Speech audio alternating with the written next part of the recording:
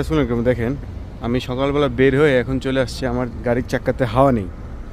আমি চলে আসলাম এই হাওয়ার দোকানে। আমার বাসা থেকে খুব কাছেই একটা জায়গা।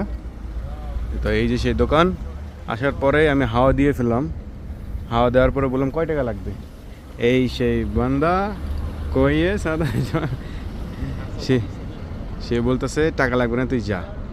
বাংলাদেশ হলে ভাই টাকা ছাড়া ছাড়তে বলেন তো।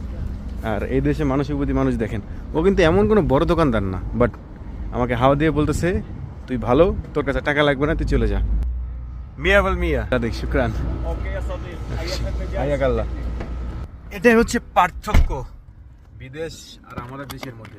আমাদের দেশে দেখা যায় এটা হাওয়া দেওয়ার 5 টাকা নিয়ে ঝগড়া লেগে যায়, আর এখানে আপনার কাছ থেকে হাওয়ার টাকা নেবে না, বা কোনো কিছু করলে ওদের ভালো লাগলে আপনার কাছ থেকে টাকা নেবে না, যদি আপনাকে ভালো লাগে। বা এমনই এটা মুসলিম কান্ট্রি তো একটু পাওয়া যায় বাংলাদেশ থেকে, যেটা আমরা পাই না, যে এই সম্মানটুকু বিদেশে আমরা সেই সম্মানটুকু পেয়ে থাকি, যার কারণে আমাদের বিদেশে থাকা।